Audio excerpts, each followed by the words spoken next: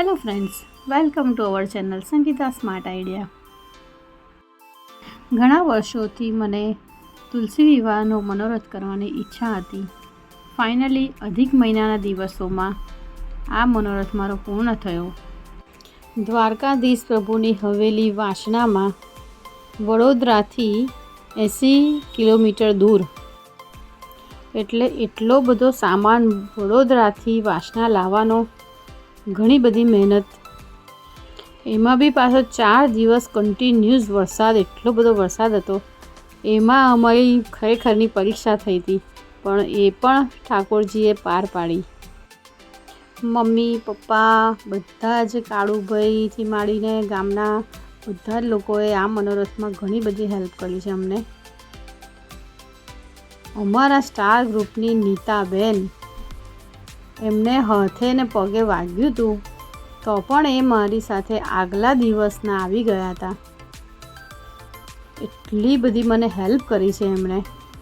આખો મનોરથ પૂર્ણ કરવામાં એમણે મારી જોડે ખડે પગે હેલ્પ કરી છે. એ હું ક્યારેય ભૂલી નહીં શકું. અમે લોકોએ એટલી બધી ધમાલ મસ્તી કરતા સજાવટ કરી છે. ગામડામાં કામ નહીં કર્યું હોય. મોયરું બનાવવાનું છે, એના માટે આ ગળા ભરીએ છીએ. ગળા પડી ના જાય એટલે એમાં રેતી નાખીએ છીએ, એટલે બેલેન્સ સારું જળવાઈ રહે. અમારી ગામડાની બુદ્ધિ એટલે એક્સેલન્ટ. જુગાડ વાગે છે, જુગાડું 2 જણીઓ. દ્વારકાધીશ હવેલીના બહાર બેઠા છે અને એકદમ મસ્ત રેની સિઝન છે. ઘરના આંગણે મસ્ત બધી સજાવટ થઈ ગઈ. હવે આવી ગયા છે અમે મંદિરમાં.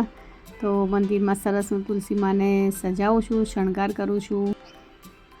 મનોરથ માટેની તૈયારીની હું વાત કરું, બધા ચુંદડીઓ અલગ અલગ કલરની લાવી હતી. પછી ફૂલોના હાર, મોયરું બનાવવા માટે 20 થી 25 બેડા ઘરેથી લાવી.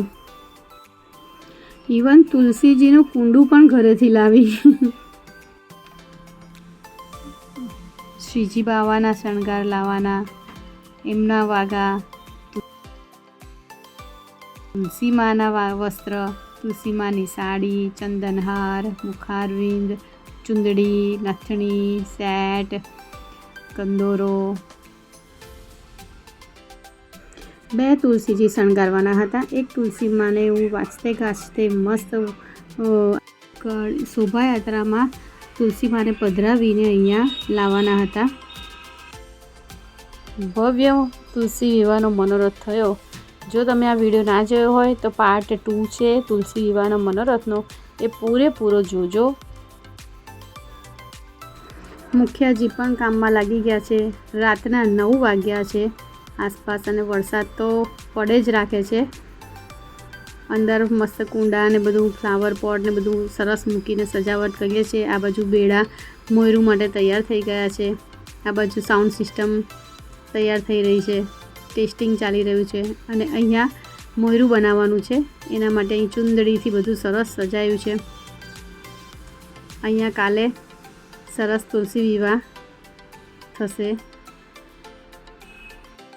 તુલસીજીને શણગારી લીધા. હવે અહીંયા મંડપ બધું સજાવવા આવ્યા છે. આ બાજુ રથ તૈયાર થઈ રહ્યો છે, ફૂલોથી સજાવટ થઈ ગઈ છે.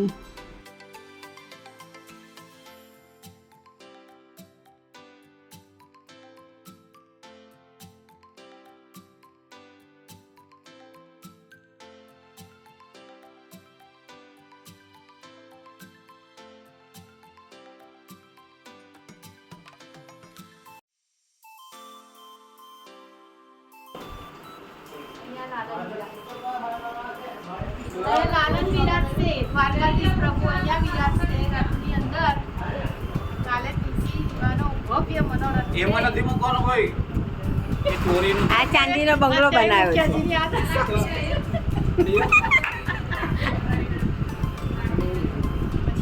આ ચાંદીના બંગલામાં ઠાકોરજી બિરાજશે.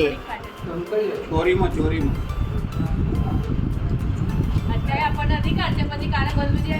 કાલે કશું નહીં અડકાય, કઈ જ નહીં. હવે કરો ચાલ. પેલું મોટું કર નાખી.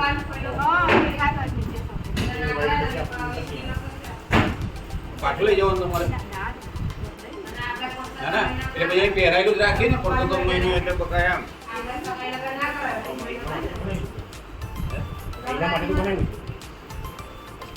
મસ્ત બનાવે છે પણ હા.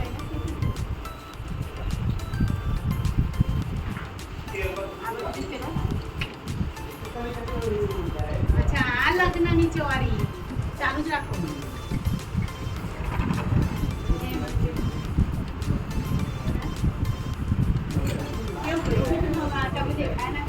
ના ભાઈ આવ્યો ને 2 ચાર વાર આવી અને પેલા તુલસી આપણે સંગારવામાં હતા એટલે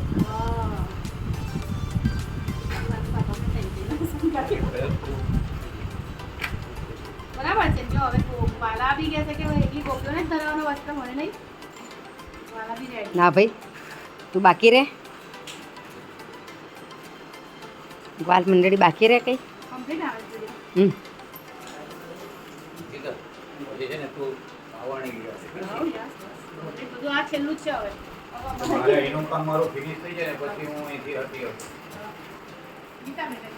રાતના 11 વાગી ગયા છે. વરસાદ હજી ચાલુ ને ચાલુ જ છે. આ બોલાવવામાં હતા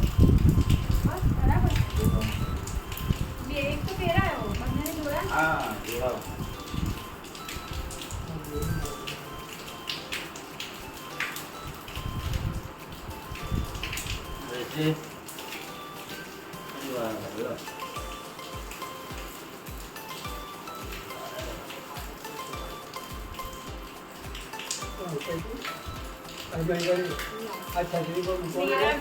છત્રી પર કેસરીમાં કેસરી નહીં દે આ એક વચ્ચે કરે ને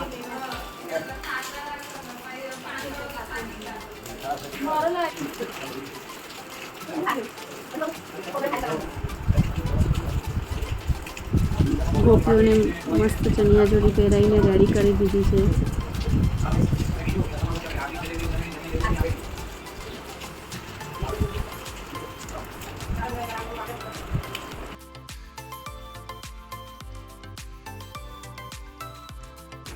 ફાઇનલી તુલસી વિવાહનો દિવસ આવી ગયો છે. તુલસીમાં રેડી છે. મરો ને પ્રણવનો હરખ સમાતો નથી જરાક પણ.